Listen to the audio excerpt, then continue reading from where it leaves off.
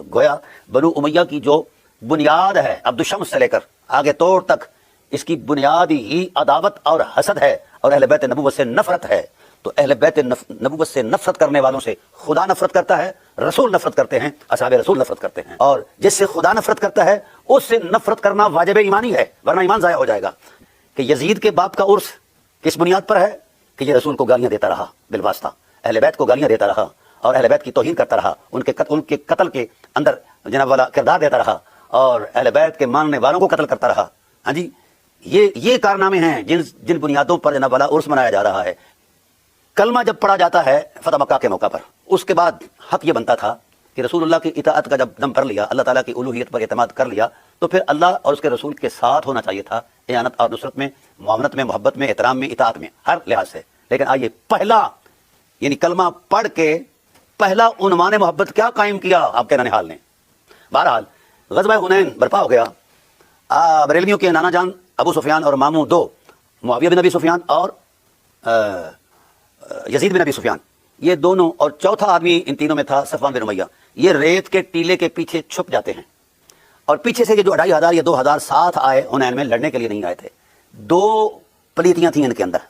پہلی پلیتی یہ تھی کہ جس وقت جنگ عروج پر ہو تو تم سب نے بھاگ آنا ہے، تم جب بھاگو گے بھگدڑ بچے گی، اصحاب رسول بھی بھاگ جائیں گے، رسول نرغے میں آ جائیں گے، قتل کر دیے جائیں گے، جان چھوٹے گی۔ یہ ہے کلمہ پڑھنے کے بعد کی نیکیاں مولوی ہو۔ جس وقت جنگ زور پر آئی تو یہ 600-700 لوگ وہاں سے بھاگے، اور اس میں سے کچھ جو اصحاب تھے وہ بھی بھاگ گئے مکہ کی طرف، حالات بن گئے۔ اب تیروں کی بارش ہو رہی ہے رسول کی ذات پر، رسول کی ذات سے عہد وفا کرنے والے، مکے کے اندر معاہدہ ایمان طے کرنے والے ابو سفیان، معاویہ بن ابی سفیان، یزید بن ابی سفیان اور صفوان بن امیہ جو ہیں، یہ ریت کے ٹیلے کے پیچھے چھپ کر تماشا دیکھ رہے ہیں کہ مسلمانوں کو ذلت اور رسوائی کیسے ہوتی ہے، اسلام کو پسپائی کیسے ہوتی ہے، رسول کیسے مارے جاتے ہیں۔